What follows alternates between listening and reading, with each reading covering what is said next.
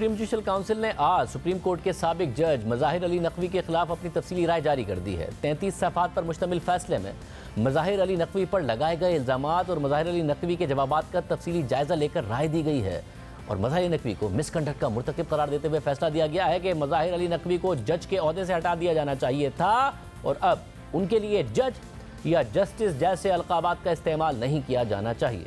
मज़ाहिर नकवी पर एक इल्ज़ाम बतौर जज बिस्मा वारसी नामी खातून की वफ़ात के बाद उनकी जायदाद खरीदने से मुताल्लिक है, जिसकी खरीदारी के दौरान न सिर्फ माली बेज़ाब्तियाँ की गई बल्कि मरहूमा बिस्मा वारसी के नाबालिग बच्चों को कानूनी वारिस के तौर पर ज़ाहिर ही नहीं किया गया और इस तरह से जायदाद के फ़रोग़ से हासिल होने वाली रकम उन बच्चों को ना मिल सकी और वो जायदाद की विरासत से भी महरूम हो गए और वो जायदाद 100 सेंट जोन्स पार्क थी जो लाहौर में है।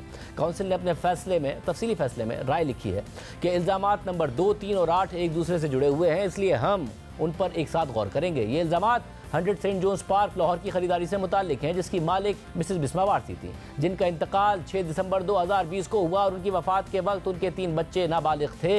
Mazahir Naqvi 100 Saint John's Park खरीदना चाहते थे और उन्होंने 8 जनवरी 2022 को बिस्मा वारसी के शौहर चौधरी मोहम्मद शहबाज और बड़े बेटे मोहम्मद हसन शहबाज के साथ फरोख्त का मुआहदा किया। मोहम्मद हसन शहबाज, जिन्हें सेकंड सेलर दिखाया गया, वो नाबालिग थे और उन्हें 3 जून 2022 को 18 साल की उम्र को पहुंचना था, जिसके बाद वो इस तरह का मुआहदा कर सकते थे। जायदाद के दीगर 2 शरीक मालिकान यानी हुसैन शहबाज वारसी और अली हमजा शहबाज वारसी का फरोख्त के मुआहदे में जिक्र ही नहीं किया गया। चौधरी मोहम्मद शहबाज जायदाद के सिर्फ 1/4 मालिक थे और मिसेस बिस्मा वारसी के 3 बेटे उसके 3/4 के मालिक थे।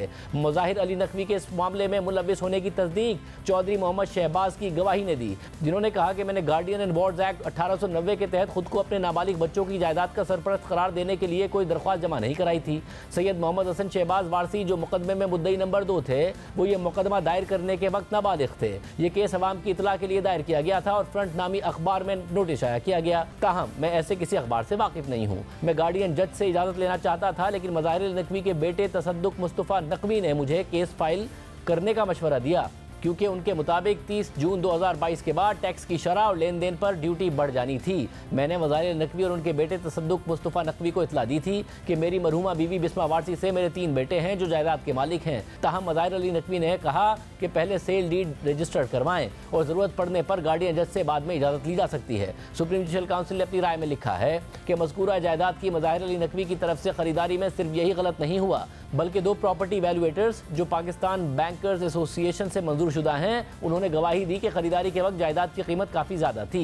नाबालिग की जायदाद को बेचने की इजाज़त गार्डियन कोर्ट से हासिल करना ज़रूरी है और अगर अदालत फ़रोख्त करने की इजाज़त देने का फैसला करती है तो उसे नाबालिग के मफाद का तहफ़्फ़ुज़ करना होता है। जस्टिस नकवी ने कहा कि जायदाद का कब्जा लेने और इस्तेमाल करने के बावजूद वो खुद विक्टिम यानी मजलूम है, मगर नाबालिगों के पास अब ना जायदाद है और ना पैसा है। दरअसल वो नाबालिग बच्चे मजलूम हैं। ताहम अगर ये फ़र्ज़ भी कर लिया जाए कि मज़ाहिर अली नकवी को पहले इसका इल्म नहीं था, तो भी मज़कूरा फ्रॉड का इल्म होने के बाद उन्होंने कुछ नहीं किया, जिससे पता चलता है कि उन्होंने ये जानने के बावजूद ये जायदाद खरीदी थी कि ये बच्चों की मुश्तरका मिल्कियत है और यह कि गार्डियन कोर्ट की जानिब से उसे फ़रोख्त करने की इजाज़त के बगैर वो इसे नहीं खरीद सकते थे। मज़ाहिर अली नकवी ने किसी भी अखबार में शाया होने वाला कोई नोटिस भी पेश नहीं किया, जिसे समझदार खरीदार मारूफ अखबारात में शाया करके अवामी एतराज़ात को दावत देते हैं। मज़ाहिर अली नकवी ने गवाही भी ना देने का इंतखाब किया। ऐसा ना करने से उनके खिलाफ मनफी कयास किया जा सकता है। ये इल्ज़ाम भी लगाया गया है कि मज़ाहिर अली नकवी के पास 100 सेंट जोन्स पार्क और दीगर जायदादों को खरीदने के लिए काफ़ी आमदनी और सेविंग्स नहीं थी। मज़ाहिर अली नकवी ने अपनी टैक्स फाइलिंग जाहिर नहीं की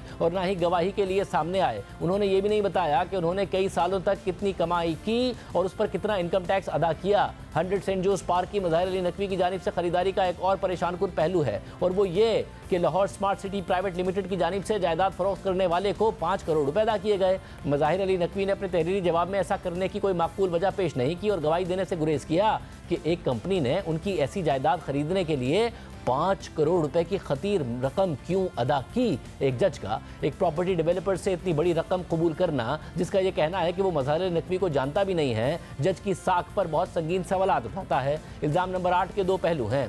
पहला इस हवाले से है कि क्या मज़ाहिर अली नकवी के पास वो जायदादें खरीदने के वसाइल थे जो उन्होंने खरीदी थी। दूसरा 100 सेंट जोन्स पार्क की तामीर पर खर्च की गई रकम के हवाले से है। मज़ाहिर अली नकवी ने यह भी नहीं बताया कि उन्हें इन तामीरात के लिए रकम कहाँ से मिली और ना ही वो गवाही देने के लिए सामने आए, इसलिए मज़कूरा इल्ज़ाम साबित होता है।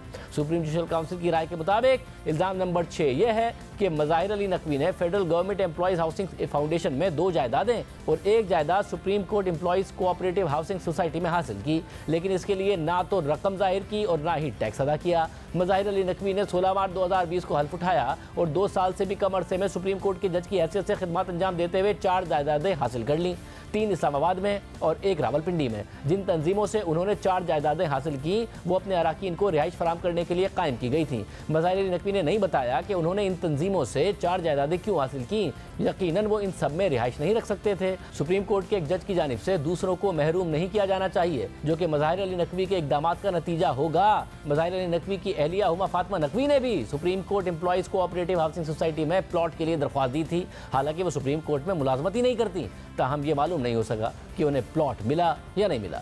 इल्ज़ाम नंबर 5 का ताल्लुक मज़ाहिर अली नकवी के 2 बेटों से है, जिन्हें मुख्तलिफ कंपनीज के मालिक जाहिद रफ़ीक के ज़ेर मिल्कियत प्रोजेक्ट्स में इंतहाई रियायती कीमतों पर जायदादें दी गई, जो मुबैना तौर पर मज़ाहिर अली नकवी की तरफ से जज की हैसियत में दिए गए या बाद में दिए जाने वाले मुमकिना फ़वाइद के बदले में दी गई हैं। जाहिद रफ़ीक ने बताया कि उन्होंने ऐसी अलॉटमेंट किसी और जज या उनके बच्चों को नहीं दी और उन्होंने कोई काबिल एतबार वजह नहीं बताई कि क्यों उन्होंने मज़ाहिर अली नकवी के बेटों को ये 4 जायदादें दी थी। जाहिद रफ़ीक ने मज़ाहिर अली नकवी के बच्चों को मज़ीद फ़वाइद पहुँचाने का भी बताया। मज़ाहिर अली नकवी ने कहा कि ये इल्ज़ाम बिल्कुल झूठा और बदनीयती पर मबनी था और मज़ीद कहा कि जायदादें उनके बेटों की हैं और उनका उनसे कोई लेना देना नहीं है। काउंसिल ने अपनी राय देते हुए कहा कि ऊपर बयान करदा इल्ज़ामात नंबर 2, 3, 4, 5 और 6 साबित होते हैं। हम ये नतीजा अखज़ करने पर मजबूर हैं कि मज़ाहिर अली नकवी ने अपने हल्फ की खिलाफ वर्जी की। ये नहीं कहा जा सकता कि मज़ाहिर अली नकवी लालच से दूर हैं। उनका किरदार भी ऐसा नहीं है जिस पर उंगली ना उठाई जा सके। उनका कंडक्ट भी ऐसा नहीं रहा जैसा कि एक जज से तवक्को की जाती है कि उसकी साख दागदार नहीं होगी। ये जाहिर है कि उनके इक़दामात ज़ाती फ़वाइद पर मबनी थे।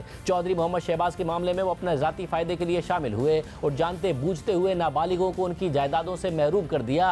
मज़ाहिर अली नकवी ने किसी वजह के बगैर तहाइफ हासिल करके भी कोड ऑफ कंडक्ट की खिलाफ वर्जी की। इन तहाइफ में 5 करोड़ रुपए शामिल हैं, जबकि उनके बेटों ने मामूली कीमत पर 2 रिहायशी और 2 कमर्शियल प्लॉट्स हासिल किए और उनकी बेटी ने 5000 पाउंड वसूल किए। लिहाजा हम ये नतीजा अखज़ करते हैं कि मज़ाहिर अली नकवी मिसकंडक्ट के मुजरिम हैं और उन्हें जज के ओहदे से हटा दिया जाना चाहिए था। मज़ाहिर अली नकवी की तरफ से मिसकंडक्ट के वाक़यात ने अदलिया की साख को नुकसान पहुंचाया है, क्योंकि उन्हें संगीन मिसकंडक्ट का मुर्तकिब होने की वजह से हटाया जाना चाहिए था। इसलिए आइंदा मज़ाहिर अली नकवी के नाम के साथ लफ्ज़ मोअज़्ज़िज़ जस्टिस या जज इस्तेमाल नहीं किया जाना चाहिए। जब हमने मज़ाहिर अली नकवी से रब्ता किया तो उन्होंने कहा कि जब तफसीली राय आएगी तो ही अपना मौक़िफ़ दूंगा। फिर आज जब तफसीली राय सामने आई है तो हमने उनसे फिर रब्ता किया तो उन्होंने हमें कोई जवाब नहीं दिया।